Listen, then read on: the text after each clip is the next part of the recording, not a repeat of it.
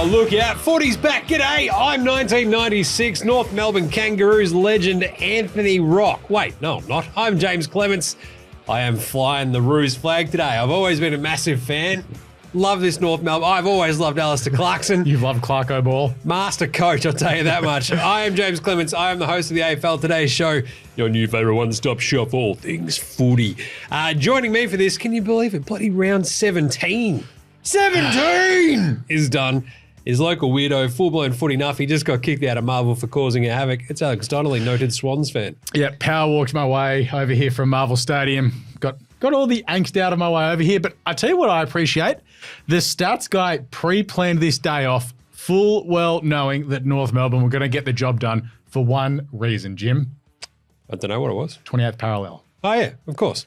It's my rule. Like, come on. What the hell? Gotta set me up better. Just really teed you up there. And I'm more concerned about how it was going to hang out with our new best mate, James Rowbottom. Yeah, look, I went to wave to him and he really gave me nothing there. Checks out. Yep. All right. We're talking all things round 17, wrapping up every single game. Make sure you subscribe to the YouTube channel. Check out all the socials for the old AFL Today Show, of course, as well. The cool part is footy is back, and I'll tell you what is back, the North Melbourne Kangaroos. Can't believe it. Stats Boy's not here. He's got the day off. He's got a family thing. That's what he says. There's like, of all the weeks of the AFL season, it's the one week where he can come in a winner, just swinging that thing, just go, what's going on, boys? I hear your team's lost, couldn't be me. Yeah. And here we are. It really just sums up the year stats guys had. It really does. All right, quick look. It is kind of it. It is the upset week of the round, round of the year, I guess. In terms of it looks about 5 big-ish upsets. Yeah. 3 really big ones. Yeah. 18th beating 11, pretty crazy. 15th beating 1st. 10th beating 2nd. But Essendon were underdogs against the Pies. Yep. Power were underdogs at home against the Western Bulldogs, but you can never tear them apart. I think looking at them, the only one that doesn't make sense when you sort of break it down, you're like, oh, GWS finally pulled out the tsunami. Makes sense. Yep. North Melbourne beat Gold Coast in Melbourne. Makes sense. Essendon finally put it together against an injury-depleted Collingwood. Makes sense. Port Adelaide won against the Western Bulldogs. It's the Western Bulldogs. It makes sense. The Swans losing to St Kilda, given how the two teams going this year, that one doesn't make sense. Yeah, the Dogs went, hang on a second, what are we? Not 500? Let's fix that. Yeah. And away they went. Heaney, this is probably the biggest news coming out of today. The Brownlow betting's been suspended. Check this out. Isaac Heaney goes whack in the face of Jimmy Webster. He didn't really. It happened like right in front of me. Jimmy Webster was scraggling and trying to hold on Heaney. As Heaney's gone to push off and go for his mark, Webster's tripped over his own feet. So therefore, the contact will be incidental, not intentional. This trial by media that's going on right now, it's really good. Are you trying to say he ran into the fist? What is this victim blaming here? It wasn't this is a horrible. swinging fist. It was him trying to push off as Webster tripped. Ralphie said, under the rules brought in this summer, high fens like this must be judged as intentional. Does it take into account the guy was tripping over and falling to the ground? A high fend on his face because it drew blood from Webster's nose. Hard to see how they don't judge it as intentional. Low impact, high and a weak. Similar to Zach Butters, Tom Green, Jesse Hogan, Lockie Neal, who've all punched dudes this year. I think it's going to be a fine. Also, you're going off this vision that looks like it's 1983. Like, how do we not have good cameras? I just argue don't punch dudes in the face. Yeah, it's a great argument. Get rubbed out. Simple. Speaking of which, Mitch Georgiades got banned for a match for his wanging on Nick Caulfield. Not great. Have we heard about the Butters and Libber thing yet? No, I haven't seen anything about that pop up. Toby Green has also copped a fine for the big punch that he landed on Brodie Kemp. He actually should have just been thrown in jail. Geez, Carlton fans were losing their minds at that this morning. It was pretty gross. And you're like, it's very Toby Green. And I feel like this is the cool thing is, like, I love to hate Toby Green. He hasn't done this for a while either. Just feeds fuel into the fire. It's awesome. Also, I think the Heaney thing might be okay because it was Webster, so he should probably just get it. It's like, oh, you murdered a guy. Yeah, good bloke rule. Like, you killed a dude, you get to punch him in the face. Seems it's not quite fair. It's fair Jai enough. Simpkin, one of North Melbourne's best players. Isaac Heaney, one of the Swans' best players. Makes sense. A little bit of injury news. The Collingwood injury curse. Brody Myerjack. That looked bad. It looked like as soon as you saw him do it, he's like, I think he's torn a pec. Yeah. He tore a pec. It's like one of those ones like, I can't really move my arm. And then he went to fend off someone and... He tried to fend off like a point, wasn't he? He's trying to take... He's like, oh, God, I can't do that. It's like me just getting out of bed going, oh, what does everything already hurt? So he's done for the season. That's not great for the Pies. Darcy Cameron might have broken ribs. That's not good for the Pies. No. Isaac Quaynor's got a toe problem as well. That's not good for the Pies Especially either. if you want to kick the footy. Yeah, I don't know. Do you use your foot in football? Yeah. Sure. Last little bit. Jeremy McGovern got sent to the hospital with a lung rib issue. I love that it's just like nebulous. It's like lung rib issue. It's like, they're internal. Probably connected. Yeah. Probably. The biggest one is, they're going to, he can't get the plane back. It's like, that's a long train ride. He's going to get the gun. Yeah. Wait, no, is the gun that goes north? Oh, I don't even remember. Yeah. The Squid's got like one of those train books. Isn't that the Khan? No, it's the gun. The GHAN. That's the gun. Maybe I think that goes from Adelaide to Northern Territory. Yeah. And I think the other one that goes all the way across is something. He's just got to drive. What's the bloody big plane called? No idea. I don't know. You go across the big Nullarbor. There you go. Yeah, the Nullarbor. That's Nailed what it is. it. Yeah. Got there in the end. Hey, let's do a ladder check. Number one is your faltering, stumbling, the best team in 150 years of Aussie rules footy. The Sydney Swans have dropped 2 on the trot. Yep. Upset. They've lost those 2 games by, I believe, a total of 3 points. 3 games this year for a grand total of 8 points. Oh, geez, I don't know. Just don't know. It's all falling apart. It's all falling apart up there in Sydney. Still 2 games clear. Everybody in the nation's biggest city is a shambles about the Swans stinking it up. Then there's Carlton in second. Fremantle in third. Hey. What was that thing that happened last night after quarter time? I don't know. I blacked out. Might have been the 80 tins. Similar to the 80 points GWS kicked. Carlton are on 44. They're 11-5. Their winning streak comes to an end. Freo, heave-hoing all the way up to 3. 10-5-1, same as Essendon. Essendon remarkably are 4th on the ladder, 42 points, and still below 100%. 99.9. I love that. So one of the good. great stats. Geelong! The Cats are back. Just every time they can play a team not inside the 8 down at GMHBA, laughing. Off they go. 10-6, same as Port after their big win at Adelaide Oval. They're in 6th. The Tsunami was back on Saturday night, much to my chagrin. The GWS Giants are back in the 8. 9-7, very nice. Same as, they're on 36 points, which is the same as the Pies, who are 8-6-2. Out of the 8.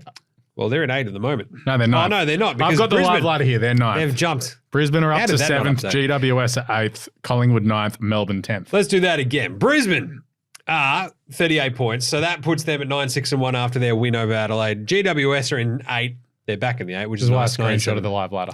And Collingwood are outside of the 8 in 36 points, 8-6-2. Same as Melbourne, actually, who are 9-7 on 36 points. But most importantly, I think there, Alex, is that there's 2 wins separating 2 through 10, which feels right, given the season. It does. And this was like probably why the Carlton loss was just a real kick in the teeth. Given that Sydney then went and lost. It was lucky that Sydney then went and lost because it could have been, you know, would have been 3. The Swans would have been 3 games away. Basically 4, given the percentage. It's 24% at the moment. Exactly. The thing is, if Carlton had of, like, I think the win last week for the Blues was like a relief. Yeah. Just to have that, you know, buffer.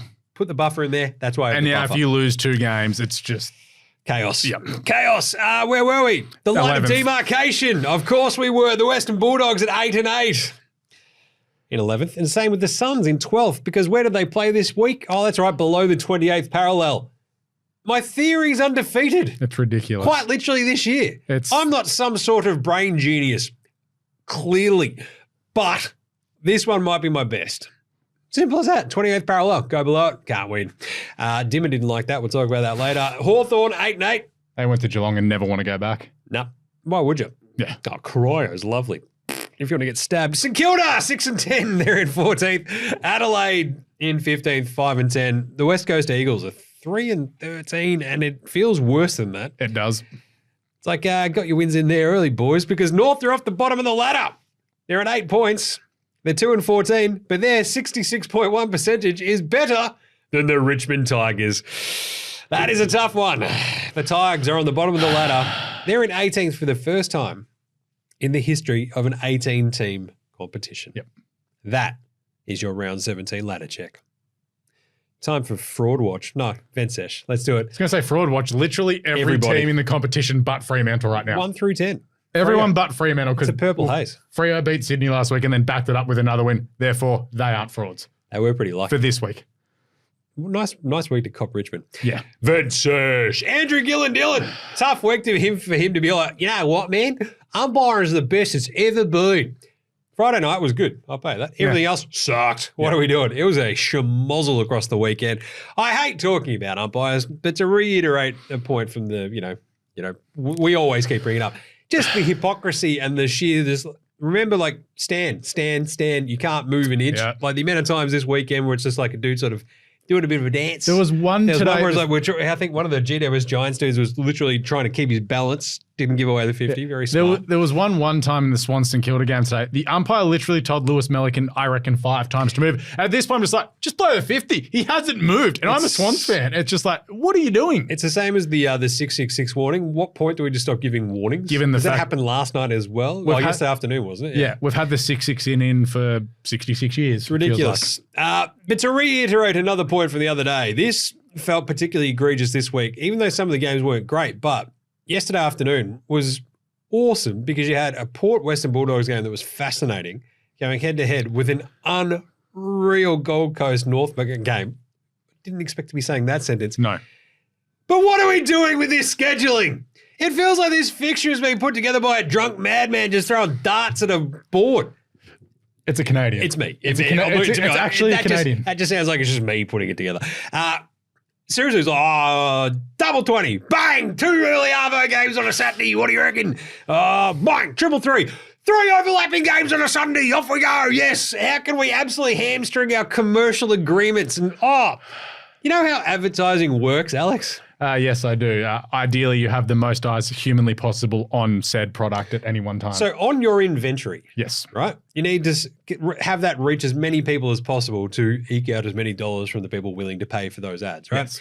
If you have 5 games basically going on concurrently over a weekend, you know what makes it hard? For that to bloody happen! What are we doing? It was ridiculous. If the AFL wants to look like a professional league, as I said the other day on Thursday night show, hey, we're not being run by a bunch of like boozy, like smoking hounds just hanging out in like drafty club rooms on a Thursday night putting together the teams anymore like it was the 70s. We've got to take this seriously. You need to let people watch your product. How much footy do you think I watched today, Jim? Given I went to Marvel to watch the Swans. To be honest, it would have been tough for you to watch anything having gone to one game. So I saw the first half of Melbourne and West Coast because actually I came in here to do a bit of work before going across to Marvel. Tins were scattered everywhere. Yeah, absolutely. I made a mess. It's a scene outside the studio. I saw the last 11 minutes of Brisbane and Adelaide. Yep. Because instead of it being a 4:40 start like those Twilight games are, they started at 4:10. So I saw 11 minutes of football. Apparently, Isaac Rankin murdered a guy. Sure. I haven't seen it. Checks out. This is ridiculous. It's just getting the fact that we take away Thursday nights, the fact that we've got 3 overlapping games on a Sunday, the double up on a Saturday. What are we doing? Come on, fix your stuff. Like next week's going to be great because I've got to watch the Swans game and there's another game going on at the same time that I don't know what's happening. Andrew Dillon walked past me the other day. I'm like, I could have a word. Should I have a word? I'm not going to have a word. I've got a 5-year-old here. It might get ugly. Yeah. Right, let's do some game wraps really quickly. Collingwood, they lost to Essendon on Friday night. This was fun, 80-92. Yeah. Really interesting game. Fun game as well. Really hard to watch as a neutral because it's like, as someone who doesn't like Essendon or Collingwood. As I said on Thursday's show, it's Alien versus Predator. Yeah. Whoever wins, we lose. Yeah. I feel like Essendon winning's the funnier result though. 100% because now they've got the belief back. Yeah. That's the best outcome 100% of the time. Just Essendon Bombers fans just going, yes, we're back. Like I told you, they're the best team in the comp. I had some dude yelling at me in one of the social media posts going, where's that Swans nerd now? I'm like, on top of the ladder having beaten Essendon earlier this year. What do you want from me? Zerrett played the second best game of the season. Yeah. Behind Tom DeKoning's masterclass a few weeks ago. Yeah, he was phenomenal. Like not tagging Zach Merritt after that first quarter was probably not the best choice from Craig McRae. He had 30 and a goal. But Collingwood were flying early and then they just went, that's enough. We need to make this a test for ourselves. It was weird, right? Yep. For the simple fact that they went, how do you stymie Essendon? Probably don't let Zach Merritt run rampant. And also, he's like, Caldwell. I know better. Caldwell was fantastic. Yep. Enjoyed this immensely. What a fun game it was in the end. But so after quarter time, though, Essendon kicked 11 goals to 7. So, like, really I suppose it's very professional and also by Essendon, like just good that they can actually put a game away and then hold on, because every Essendon fan at the start of that last quarter was like, we've seen this happen. Oh God, it's happening again. Oh my God, no. And then they held on and won. And it's just like that relief emotion more than anything. Pies were goals in the third quarter as well. But you look at like someone like Nick Dacos, who's had 31 touches. He's had no influence on this game whatsoever. He's gone at about 40% efficiency with disposal.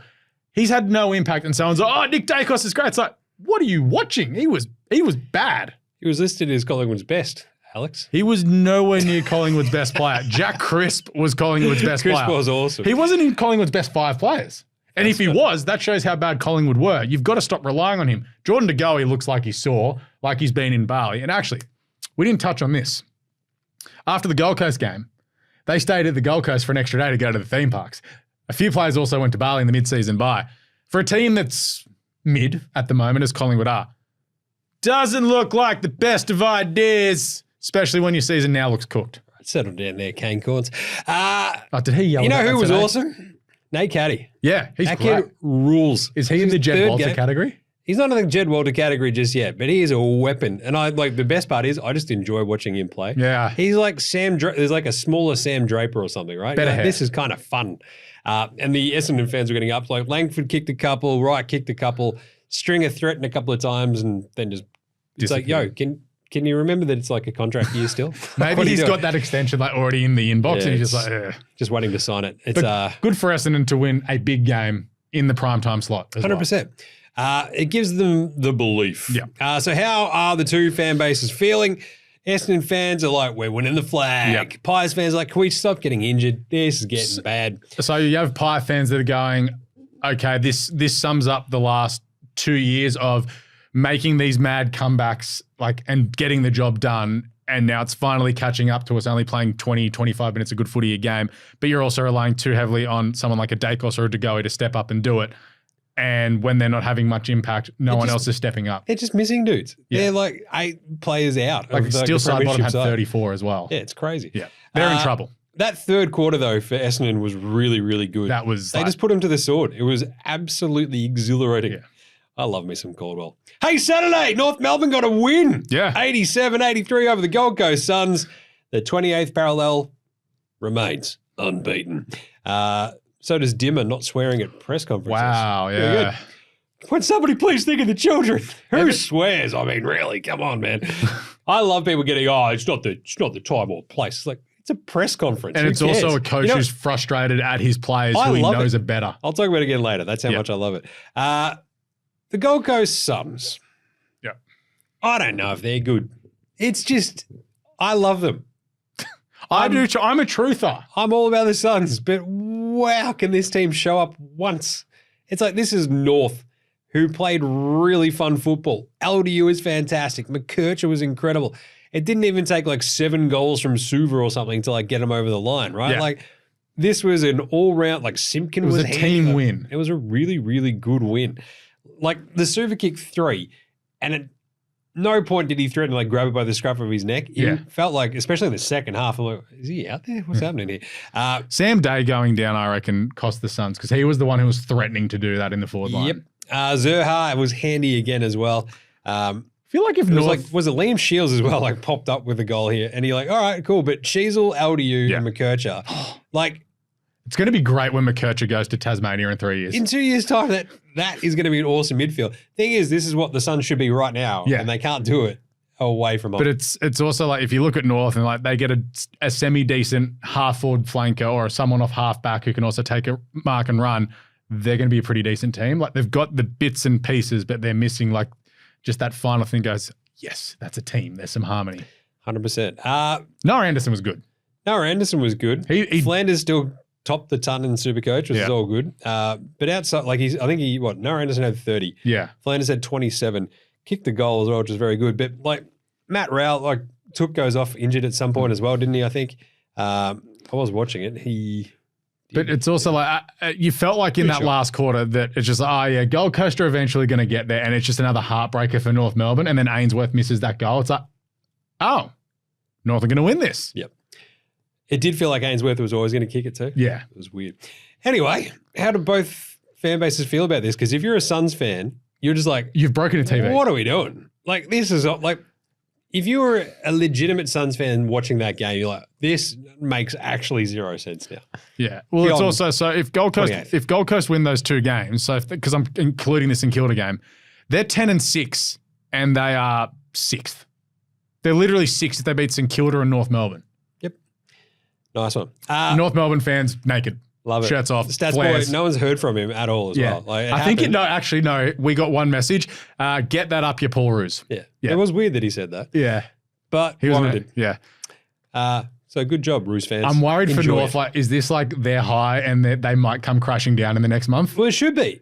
This is great. Just you gotta have your feel good wins. You've had the 5 weeks of awesome footy where you probably should have won 2 games. Exactly. And it's like Get one under the belt so it doesn't all feel like it was for naught. Yeah. And then you go, all right, sick, pull Q Who in do the they rack, play next off we go. week? They go to Sydney. Nice. Oh God. That's a bloodbath. Hey, Port won a game as well. Never dare is to boom, boom, boom, boom, boom, boom, boom, boom. 102-54. Really? This was a shocking game This for sucked. the Bulldogs. It's like 2 coaches, 2 teams sort of playing for their lives and their futures. And the Western Bulldogs did the most Western Bulldogs thing ever and go, nah, we're cool. We're going to stay in Melbourne. Might have been because Jamara was like hanging out with the Boomers on Thursday No, night. I have a theory on Jamara. Oh, do you? Breakup theory. Okay. He's gone through the breakup. It's affecting him. So he's not concentrating on footy. And that's why he's playing terribly. I think it's more the Mitch Georgiades theory where he just went and kicked 5. That's because Mitch Georgiades is a decent footballer. He's a Jamara weapon. is too, but it's also like a young kid going through a breakup could affect your footy. It could, but I'm going with that. It's my theory. Jason Horne-Francis, it was hilarious. He was really well held. Like Butters and Rosie combined for 100 million possessions in They the had first half. 35 between them 10 minutes into the second quarter. It's like, you might want to stop that one, Bevo. He's like, it's fine. And Horne-Francis is like, I reckon we need to give everybody a bit of a kick in the bum here. And like after I think it was the bounce of the third quarter, just grabbed it, ran, dodged about 80 dudes, dodged it, and then got pinged. And you're like, he just did these ones, doing circle work in the middle of the Adelaide Oval, like he's got a VH ute out there or something. VH, yeah, checks out. Don't think that works actually. VC, no, that's a Commodore. No, XR6. that checks out. And then they just sort of pumped him forward. He kicked a couple of goals. You're like, this is great. Yeah. Horne-Francis looked fantastic in this game, and especially in the second half. Ends up with 20 touches, kicks 3 goals. Rosine Butters, 36 and 33 with a goal each. Just like, yeah, that wins you a game. There's 3-2-1. Literally, as soon as they kick their goals, you win that game if you're Port, right? Yep. So that's how it goes. For the Dogs, turns out sending Rory Law back doesn't work. I mean, not having Liam Jones, probably an issue because you don't think that Georgiades gets off the chain and kicks 5 because Jones goes to him after he's kicked the first few. Not having Waitman was noticeable in the forward line, but then it's like Bont had a bad game, which then is like, oh yeah, who's going to do it? And yeah, Treloar had 36 or something, but it's like, again, like a Nick Dacos. Yeah, you've had 36, but what impact have you had on the game? Yep. And then I think Norton going down also was a big point of this game too because He was out early. he adds a lot of structure to their setup and then you're relying on Jamara and Sam Darcy to really step up. And Port don't have the best defense, but when you're having an off day, you just, yeah. Well, it was like written in the cards. As soon as, like literally at the start, Norton got pinged, like took a mark, was feeling great, reversed the decision. Yeah. They went back up the other way and kicked a goal. You're Georgiades, like, that is rough. And Tim English got smashed by Jordan Sweet. He did. And that's Jordan Sweet just going, ha, you were keeping me out. Look at this. Still crushed in SuperCoach. Hate game. Really good. Fan bases, Port are back. They're just like, yes. 10 more years of Ken. Let's go. He is Ken-uff. Dogs fans are just going to be like, seriously, 500, man? But like, it's also, what are we doing? they're going to miss the chance to play in finals because their next 3 games are really tough. And if all of a sudden they're 8 and 11, They're a chance against Carlton next week. They always play the Blues pretty tough. And then I think maybe Geelong in Geelong, and then it's Sydney in Sydney. Yeah, it's a tough run. Yep. Geelong Hawthorn. This game was pretty interesting. 110-59. The Cats run over the top of them. Did you watch this? I watched bits of this and I'm like, oh God, this is a massacre. I was on the couch watching it, and Geelong probably should have had 15 goals in the first quarter, it felt. They kicked none 6 or something. Jezza was absolutely like ragdolling dudes. I enjoyed that. Yeah. The weird one was, well, they talk about Gary Rowan. in his 200th game. Yeah, you've never got a better value pick ever. Okay, Sydney Swans fan right here. Let me go. He averages 5.5 kicks a game. He has been the biggest disappointment in finals ever. As a Sydney Swans fan, I think he's had an average of 4 touches in grand finals. Preliminary finals, he's done nothing. At the Swans, he did one thing. He took that mark in the goal square against Essendon. Other than that, nothing. He's had one good final in his career. It happened to be a qualifying final against Collingwood. Other than that, he's not a great value pick, or you get better value for money at pick number 6. I could name about 100 blokes that are better than Gary Rowan. I think you just hate gingers. No, I don't like Gary Rowan. He's, You should have leaned in it. Yeah, just gone yes. He's a bad bloke. Would have been way funnier. Yeah. But seriously, look. The Tom loving Stewart, for someone who averages five touches a game. This is already, he's played 200 games. That's good. Tom Stewart played in the midfield. They chatted to him after as well. I was like, how'd you feel about this? Oh, I don't mind this. I get the footy. He and Tui were rotating a lot as well. So he'd go into the first clearance, and then once it had come out, Tui'd go in and he'd go that kick behind play. And then Hawthorn were just like, Sam, help. I just do love the Cats raft of, surfing carpenters. They look awesome. When De Koning's out there, even Lawson Humphreys gets in the thing as well. It's like, this is awesome. There's so many of them. They all look the same. It's great. But this was a very, very, very solid win for the Cats. So they'd not played in front of people against the Hawks at GMHBA since 2006. Yep. They looked way better than they have in the last month and a half. This was also coming for Hawthorn. They had a couple of blokes that were out with injury as well. And you could tell in the first 10 minutes, just like, this is just not Hawthorn's day. Sicily did not help. How are the fan bases feeling about this? The Cats are just like, can we just keep doing this, please? Yeah. Can we keep doing this? And the Hawks are just like, we probably had that one coming. Yeah, Hawthorn is like, sweet, that's fine. If we, Hawthorn are very happy where they are right now. Hawthorn have bracketed, so we saw them get smashed by your Swans at the G. They looked just inept. They got smashed this one. In between that, awesome. They've lost one game. Good job. There was a game on Saturday night as well, 116-104. Don't need to talk about this one much. Giants, it's a big sound, I guess. Blues bottled that one. You kicked 8 goals in the first quarter and lost. Harry Mackay kicked 5. We lost the bloody game. What is going on? This is ridiculous. Paddy Cripps had like 1 billion touches. Almost, look, if they had won this game. He had 1 billion touches in the first quarter, and then the tsunami happened, and he's like, oh, no. So the tsunami happens, and this is it. I passed out after the first quarter, so I don't know what happened. So I watched this. No, right, I watched it all, and it sucked. And the way that the tsunami rolls is like... They just hit the we don't care button. You give up just the contested footy, just that little bit, and it's gone. And again, it's gone. And again, and it's gone. And then it just keeps building, and you just can't get the ball. But if you look at the possession count in that, through that stretch between the second and the third quarters, Carlton got absolutely obliterated. And then when it kicked back into gear in the fourth quarter, when Carlton gave themselves a sniff, this is the toughest part about Carlton this year, is that this is the 4th time this has happened. I think in the 4 losses that they have, Sydney. Right? So Sydney, Adelaide, and the other one. Oh, we've got 5 losses, right? So in 4 of them, I think they've been ahead. So Geelong was another one, right? Yep. So Geelong and Adelaide, Sydney. Get up early, bottle it. It's one of these things where they go, oh, well, we've done enough. It's like, no. Carlton, you need to save your good quarter for the second or third one, as they've done over the last month when they've looked inexorable and excellent. But I think leaving Hewitt out was a bit of a mistake. Well, also, Jacob Wiedering went off, into the second quarter with a corky. And then that's when GWS get the roll on. And it just goes to show that if Wieders is out, it doesn't matter how good your midfield and forwards are, you're in a lot of trouble. Well, I feel like that happened in the Swans game as well. He went down for a little bit, and the Swan just went, hey, thanks, see ya. The Carlton defense is also like, I feel like it's overrated for the simple fact that, we've got McGovern, we've got Sard. It's like they're not defensive players. It's like they've got really good sort of structure down back, but it sort of actually falls in the likes of Brody Kemp and stuff to bottle up those players, and they weren't able to, and they are usually unable to the point where they give up an absolute punnet ton of points per game.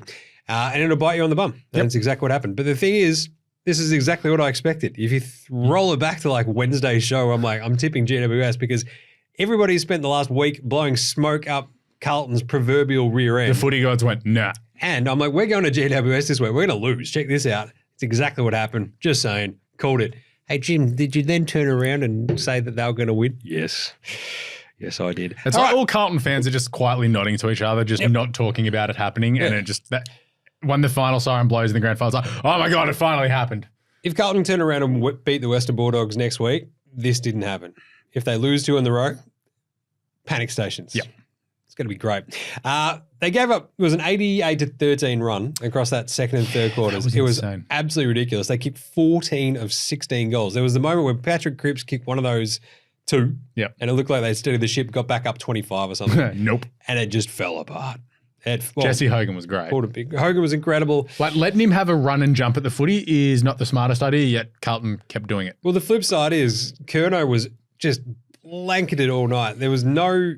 This is like when you watch Carlton do something like this, it looks incredible for the first quarter. Yep. Zach Williams had 3 goals. Harry had 3 in the first quarter as well. You didn't see them again, basically, for the rest of the game until Harry kicked 2 late ones. Zach Williams goes MIA. Charlie just can't get free to have a run at the ball. Yeah. And you're like, I don't know if he's carrying something. Either way, how are the fan bases feeling after this? GWS, we're back. It's a big, big sound. Yep. We're winning the flag. Carlton are like, saw it coming. Yeah. Good loss to have. Yeah. We only play well in front of 60,000. I don't know. Like, I'm just making excuses at this point. Carlton fans like, get back on track next week. 100%. Freo smashed the Tigers 105-54. Rioli was good. Shai Bolton had his typical good Perth game, as stats guy called on Thursday. Loves that. That's going to be good when he looks good in either purple or blue and yellow next year. Josh Tracy was amazing. Yeah. He rules. Outside of that, Hayden Young's kicking goals now, which is good for Freo. I love Hayden Young. I got a lot of time for him. I got a stat. Taranto, Rioli, Hopper. It's like they were solid. They were exactly fine. And Freo just like, that's cute. Get out of here. Yeah. Get out of here, idiots. Oh, look at you. Oh, good on you for trying. Nanks just ragdolling dudes as well. But anyway. Can I give you a stat? Go, please. Last night, Jaymz kicked his first goal at Perth Stadium since round 4. Oof. Off the stadium. Since round 4. Not bad. I couldn't believe it. When Pap said that, I looked it up and I went, yep, didn't kick. Yep, You're trying to tell me that there's something amiss? Yeah. I thought Nank was awesome, though. He smashed Darcy and Jackson. He absolutely smashed them. Nank is one dude I wouldn't want to get tackled by because it'd hurt. Yep. But he was fantastic. Kicked a goal, had a bunch of touches, smashed them in the hit-outs. I like Fremantle, but just thinking about grand final day and everything, I don't know what it is, but something is missing for me for Fremantle at the moment. And I don't know what it is, but it feels like there's one thing missing. It's similar to the Swans forward line. I know that's the issue at the moment, but Fremantle, I'm just like, there's something, I don't know what it is. I'll figure it out eventually. Richmond, you suck. It's probably Logan McDonald is my guess. 4 more years, baby. 4 anyway, more years. Good win by Freo. This is a professional win. And it's the exact opposite of what Carlton did not have. Well, it's also... You go up there and have a professional win. Fremantle go back home. Richmond come in, professional win. Richmond kicked the first 2 goals and then Freo went, that's cute. Kicked 7 of the next 8 to halftime just to basically put it to bed by halftime. Yep. Good stuff. They were very, very good. Fan bases, Freo, like, we're top third. 4. This is great. Yeah. We're going to be a top 4 team. Can Carlton slip up so we can finish second and get 2 home finals? They'd be feeling pretty good. And then outside of that, if you're the Tigers, you're like, this sucks. 18th. What's this? What is this? Quite literally, what is this? But they've still got I think they still had 10 or 11 premiership players on the field. They've got to gut them. Yeah, it's the swing. Yeah. Sunday, Melbourne smashed West Coast 112-58. For sure. Cozzy took a great mark. Van Rooyen kicked like 4 in the first half. He was rad. And then kicked 4-4 in there. He comes out of a draft year, and I tweeted this out earlier. He, Sam Darcy, and Amiss all coming from the same draft. Pretty good pickups in the forward lines there. I like that. The Demons had in terms of their goal kickers, they really spread it around. Like, thank you to my beloved Oscar Allen, though. 2+. He kicked 4. What about his banana? I loved it. That was awesome. That's like the one thing I saw in this game. J-Train kicked 2. But my favourite, I think, was Colton Tholstrup getting on the scoreboard a couple of times as well. Great hair, great name. What a combo. He is the package. But I think, was it 9 goal kickers or something they had? It was Royan, Fritsch, Tholstrup, Pickett, Milkshake, who's also maybe in trouble as well for a hit. Windsor, Dan Turner, Langdon, and Gornicus. That is 9 goal kickers. That's how you want to do it. Clary, though. Stinking it up. Yeah. What's he doing? Just needs to get Joel Smith back in the team. West Coast, does Adam Simpson survive the week? So I made a joke earlier that the West Coast travel team, you know how you can recall tickets on Ticketek? The West Coast travel team are doing the same for Simo's flight home, and they're emailing Dean Cox, hoping his email is bigcoxy20@hotmail.com, going, Dean, please come take over. They've probably got his phone number. Yeah. Ruin the gag, man.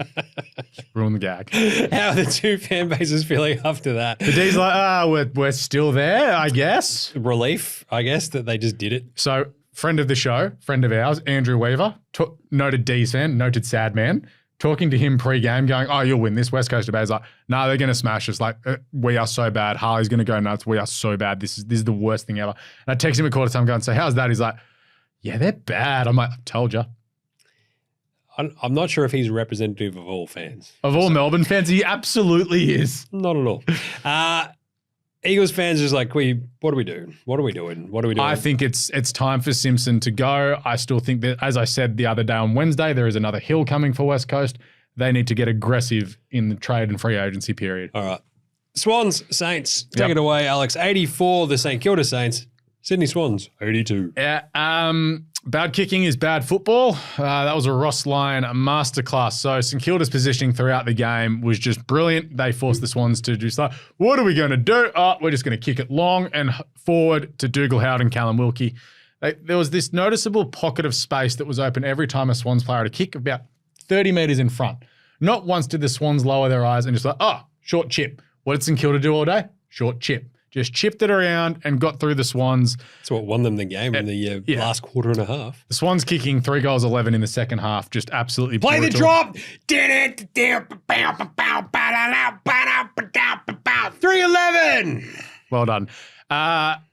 Again, the Swans just were flat. They played 10 minutes of good footy all day. They kicked 4 goals to be out in front at halftime. It's like, oh yeah. It's just like, you know, when you put the hand on the small kid, it's like, we're just going to hold you at bay. But then, why are you touching small children? I'm not sure. Like my little this. cousin. He's trying to swing at me. I'm worried. The Swans forward 50 entries were horrible all day. Letting Liam Henry just run amok in the third quarter wasn't the smartest idea. It was quite easy to tell he was the spark that got them going, and he didn't send Jordan to shut them down, which was ridiculous. Jack Steele, very handsome up close. Also played really well. Brad Hill had 2 different holding the ball calls in the last quarter and a half as well, which were both of them were very funny. He's like, I've got this, and then just got caught straight away. He landed in front of Heaney, went to take off, got tackled, and then all day he'd been stepping inside, and McInerney read it and just drilled him, and it was great. One thing I noticed in this game, this goes back to umpires yelling, is so at one point in the last quarter when the Swans were kicking out, they were kicking out, if you're watching the game, to the left of screen towards the TV side. All the umpires are lined up in perfect, like, straight line order, the old Indian file. They're all looking the same way because 3/4 of the players are on the one side. At the other end of the ground, Robbie Fox has gone to take a lead, and some St Kilda dude has just grabbed Robbie Fox by the shirt and just flung him into the ground. It's an absolute free kick every day of the week. But all the umpires, there's 4 of you all looking the same way. Why isn't someone going, oh, there's players over there, I better pay attention in case something bad happens. Well, just stand sideways just so you can see what's going on. Exactly. Just saying. It was ridiculous. It was funny. Some Swans players chose a bad day to have their worst games of the season because Callum Mills and Luke Parker are due back next week. Taylor Adams, as the sub, had 8 touches in the last quarter. Counterpoint, as the best team in the last 150 years of Aussie rules footy, I think there's a very good case for losing 2 in a row is like always a good thing. Apparently. 1995 Carlton Blues, the best team I ever barracked for. I think the Swans lost 2 in a row in 2005. Exactly. Jack Higgins was great as well. A couple of those flying goals were fantastic. Well, was it the one? It wasn't. He didn't kick the one to put them in front. No, that was I think Filippo. It was the one before. So was it Filippo? Filippo played the game of his life. It was awesome. Yeah, he was awesome in that last quarter. He was everywhere. Wanganeen Malira I thought was quite good as well. And Rowan Marshall just was really good. He just outworked Brodie Grundy. Good stuff, St Kilda. Great job, Saints. How are the 2 fan bases feeling after that? Saints fans are wrapped and don't know what happened. Yeah, exactly. Literally, if you go to Twitter, they're just like, what was that? That was awesome. Yeah. Oh my God. There's a lot of that vibe. And Swans fans are like Alex, delusional. No, Brisbane, Adelaide, 97, 86. It's not the end of the world. They've lost 3 games by a grand total of 8 points, and they're still 2 games clear. Why are you so defensive? There's a lot to improve on, though. Lions, 97, Crows, 86. I saw none of this. Please Lions tell me. controlled the entire game. But the Crows, the Crom, had these moments where they're just like, check this out, would you? We might just do a little bit of a thing. And then every so often they do a little bit of a thing and you're like, oh my God, are they going to do the thing? They never quite got the thing done though. That's basically my entire read of this. Yeah. Because they stayed sort of just close enough the entire game where they had a sniff. And right at the end, Fogarty kicked a couple. Tex had one. Ben Keys kicked 4 goals in this game. And every time you turned around, it was Chucky Cameron just slotting another one. Lachie Neale played an absolute rip schnorter. And I love this because what was it? Ben Keys and Charlie Cameron just like going against their old teams on both sides, which is always fun. Oh, we did actually forget to mention that the St Kilda Sydney game was the Plugger Bowl. Oh, yeah. Love a good Plugger Bowl. Barry Hall Bowl. That's not quite as good as Plugger. Also, Logan McDonald, good on you for taking that shot. Like, you missed, but good on you for having a crack. Yeah, I don't know. Just get a bit weird that he keeps missing game winners. Just saying. Yes, because it's his fault the Swans lost the game. Yeah. He missed the game winner, so it probably is. Lachie Neale's incredible in this game. Absolutely shredded. Outside of that, Cam Rayner kicked 3 goals. You had Hipwood popping off here and there. Joey Duckets went a bit MIA, but ended up playing a little bit further up, which is kind of nice. It's just this game is the exact classic sort of like, why not push it a little bit later so we can sort of see it all unfold properly without the overlap? Because it was ridiculous. Yeah, because I missed all of this. So it was the first half of Lachie Neale. He had 22 touches or whatever, and he was absolutely flying, crushing it, and off they went. And they sort of just never got within spitting distance until they kind of did, to the point where you watch the scoring worm, and it sort of just does this the entire way. If you're watching the YouTube, I'm just doing a little the entire way. So good win, good professional win by the Brisbane Lions. If you are their fans, we're back. You're like, we're doing it. The Gabbatoir. If you're a Crom fan, you're just like, are we good? What are we doing? What are we? And nobody knows, Adelaide. Nobody knows. The Lions, though, when it clicks, it looks awesome. What did Rankin do? So there were 2 different things I think that he's going to get. I think he's going to get cited for a hit on Starcevic. Was that it was? He sort of like laid him out. And yes, I don't know how that's going to actually, like, he sort of just fronted up to him, and Starcevic really ended up copping it badly. Yep. And I don't know. It's a strange one. He also undercut one of the other dudes running forward. Yeah, it was bizarre. I saw Harris Andrews try and bump him, and then Harris Andrews shooting start himself. Yeah, that was pretty funny. Himself. There you go. Yeah. Lions, though, that's what you need to do sometimes. Keep Adelaide looking feisty. They were up and about, and they kept them off. Good job. Yep. How are the 2 fan bases feeling? Lions fans, we're back. Crom, we don't know what we're doing. Yep. Tipping results. I should add 7. But you didn't. When you've got when your gut is as girthy as this one, you just got to go with it sometimes. If you cast your mind back, we actually have a tipping graphic. I just counted it. Yep. A tipping graphic the other day. For the first time ever. I had picked North, Port, and GWS. Nailed it. I'm a genius. But of course I changed them all on Thursday because I talked myself out of them because I am, again, an idiot. So great job by me with 4. Stats Boy 6. Alex. 4. Leo 5. Nice one. Can't believe Stats Boy got 6. Because he tipped North. Lunatic. Full credit to the boys. Best team of the round. You know who did the best job? Essendon. They were the best team in the round. They just went in there, went, check this out, Collingwood. Wha-bang! That third quarter was unreal. Zerrett was absolutely awesome. It was a really fun Friday night football game.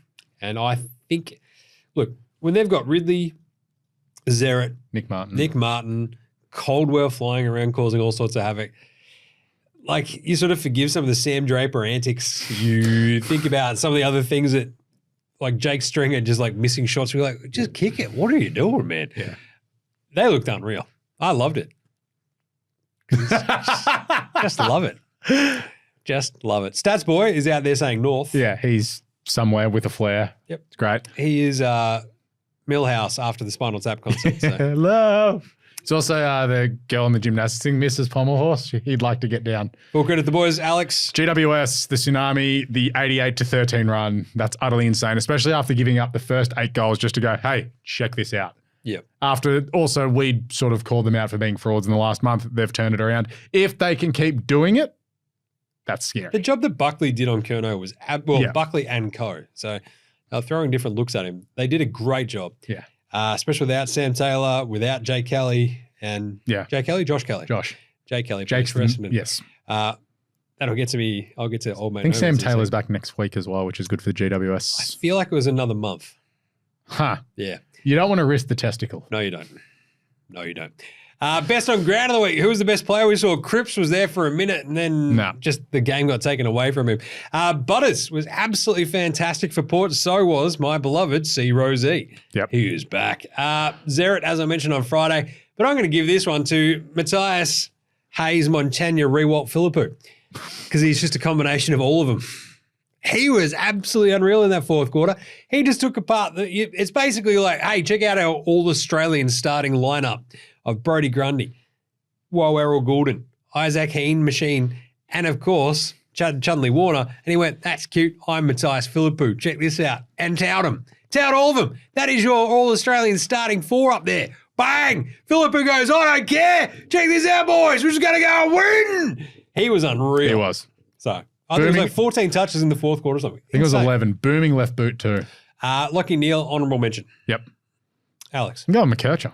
37 touches. Stats guy may have died and gone to heaven watching him play. He also gave us some awesome highlights. Yeah, he did. That run along the side and the goal assist. Get around him. Every chance. He's the best player ever.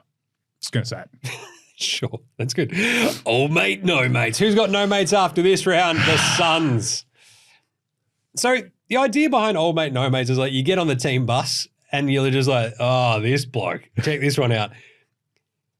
I wouldn't be surprised if the Suns got out of the change room and Dimmer's just standing in front of like the team bus going, you're all walking. But it's like, it's so far to get back to the airport. I don't care. I hate Marvel so much. I don't care. You're walking. The Skybus terminal is over there. Yeah. Got to walk from Marvel to Southern Cross. Half of them are getting on those like scooters. The Neuron scooters. They get to Brunswick Road. It's like, let's run out. We're walking, boys. Seriously, Dimmer cuts loose in the press conference afterwards. He's out there dropping F-bombs and like apologising straight away and people getting, I don't mind it though. I can't believe he said an F-word. Would somebody please think of the children? Anyway, but the combination of like Dimmer just lighting up his own team, you're all old mate, no mates. Yeah. None of you stood up. The spray he would have given them would have been all time. But the thing is, Dimmer, you brought this on yourself. What happened? Oh, I don't like Marvel.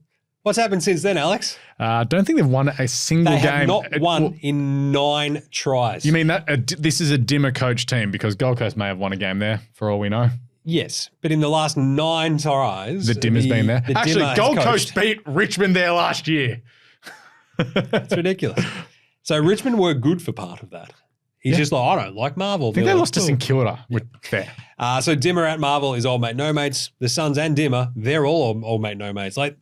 It would not surprise me if like that's the sort of the Monday morning, you know, it's we might get a day off and Dimmer's like on the dog and bone, just like we're all doing sprints at 6 a.m. Yeah, beach sprints. Brutal. Actually, that's not really too bad up at Coolangatta.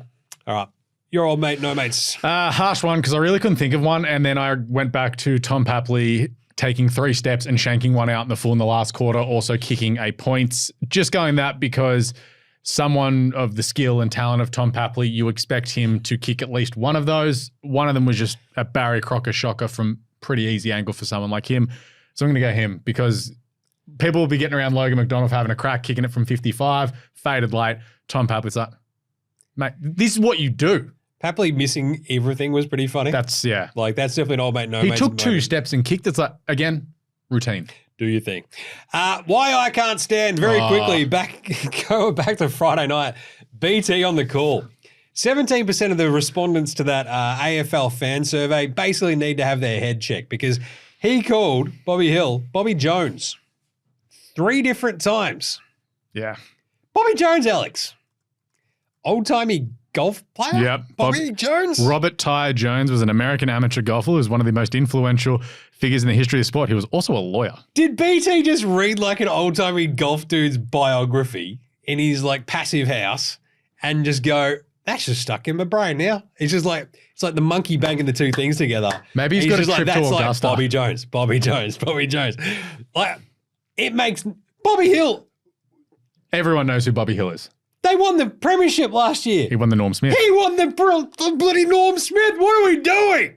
What are you doing, BT? Oh, Bobby Jones, man. No one said a word either. It's like, what is happening in that commentary? We go, BT, that's you might remember him from premierships such as last year's Bobby Hill, yes. It's also the funny thing that went around the text. We're going, he just call him Bobby Jones? We're like, nah, he surely not. He did it again. It was 3 times by my count. It's like just jaw-dropping, I don't know, just inadequacy, just really bad, just execution of doing your job. That's all we ask. What can't you stand, Alex? On contentious decisions, trial by media. So right now, this is the Isaac Heaney situation where he's punched a war criminal, apparently. Again, I saw it happen in front of me. Webster has slipped over as Heaney's gone to push off. It wouldn't have been a fent. It would have hit him straight in the solar plexus, which is fair. But John Ralph's just like, nah, suspend him, send him to jail for life. He's also relying on vision from 100 metres away that is pixelated, and you can't really see much. And then apparently, according to a few people I've talked to, Jim being one of them, Channel 7 were just like, murder him, hang him, just hang Isaac Heaney. So can we just, ease the brakes on that? When someone's... you're paraphrasing me there, just FYI. Yeah. I didn't say that they said that, but anyway. You were just saying that it was very over the top. Yes, very over the top from Channel 7. Like if it's an obvious one, like when Peter Wright cleaned up Harry Cunningham, or there was what was the one? When Jimmy Webster killed Jai Simpkin. Yep. That, fair. Something that looks very contentious given how the MROs worked for people who were in Brownlow contention this year. Let's just be like, oh yeah, he's probably going to get fined. Do you guys need to borrow a lawyer? No, the Swans lawyer got Dane Rampy off for getting someone in the head last year. He's pretty good. We literally had like the articles this week saying Carlton's secret weapon. It was amazing. God.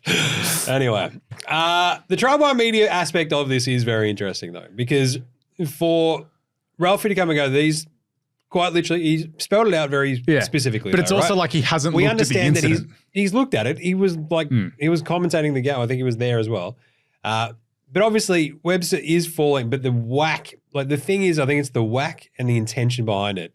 And the fact that it ends up being like the high contact is going to be the biggest problem for it. So you can sort of see, but as where we've it's like, seen, if you look at precedent, it's like, well, it's high contact, it's a fend, it's got him in the face, it's drawn blood, maybe broken his nose, whatever.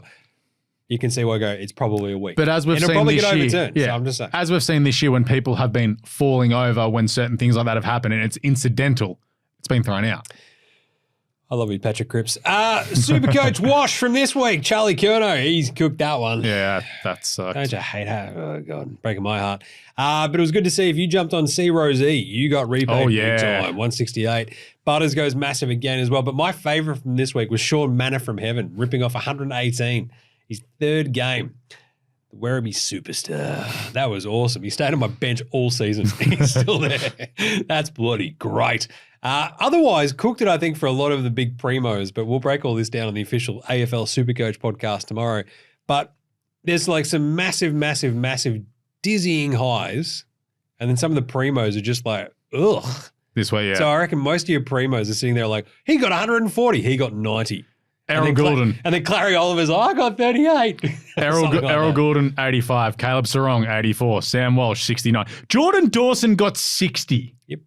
Oh, my God. How have I got to 2,200? No one knows. Connor Ozee. Good job. Yeah. Outside of that, I got to 2,290 at the moment. 2,224. Yeah, Sheasel was fantastic. Yeah. Wanganeen Miller was awesome. Ridley, fantastic. Stewart. Young, fantastic. And then just Horn Francis, despite kicking 3 goals, he had a couple of, as mentioned, right? The couple of playing the Benny Hill music behind it, gets run down, happens again. He tried to light a fire under them, got busted. Heaney got to 127 somehow. That's awesome. Don't know. Good on him. Anyway, good week for Supercoach. You can listen to it on the official Supercoach podcast. That's it though. AFL Today is done for today. We'll be back on Wednesday. We're going to chat with Jaymz Rowbottom. That was fun. That was great. We did get the clip that we've already dropped on socials about him talking about the lunch or the out-of-contract boys did, and then all of a sudden Logan McDonald's contract's out and I'm on the phone yelling at Gerald, who's had the day off, so I've gone to producer Homie to cut it up for us, which very timely. Yeah, it was Did good. we get a scoop? I think we might have scooped everybody. Yeah, scoops. Are we journalists? No. Nah. Definitely small But J. great chat with him. It was a really good chat, so that'll be out on Wednesday's show as well, so get right around that. Might even have Stats Boy back. Maybe. No chance. I don't think we'll ever see him alive again. But thanks, Alex, for jumping on after coming straight from the game. Yeah, thank you. That overlap was awesome. Not bad. Really good, everybody. Remember to smash a like for the AFL Today Show across all of your socials. You can see us doing lots of fun stuff, of course. And the Cricket Today podcast, the Football Today podcast, NBA Australia, NFL Australia, and Hold All Tickets. Getting around them on the old YouTube, Facey, Instagram, TikTok, and X. Like, subscribe, star, tell a mate. Grab your mum's phone, subscribe on that as well. That's a good trick. Yeah. I think my dad subscribed across like 4 different devices. It's always handy. Yeah. All right, get around him like Diesel Williams getting around, just jumping on a dog and bone going, Lockie Neal is not as good as me! After Lockie Neal was shredding. That's it. We'll catch you later this week for more AFL Today. Until then, look after yourselves. And remember, I don't know, footy wasn't that good this weekend. No, it sucked. Who wins anyway? No one. It's for losers. See ya. Footy's back. If you like this show, make sure you check out all the other shows in the Sports Today network, from the AFL Today Show to the Cricket Today podcast, the Football Today podcast, as well as NBA Australia and NFL Australia. With Sports Today, your sporting needs have never been easier to cover.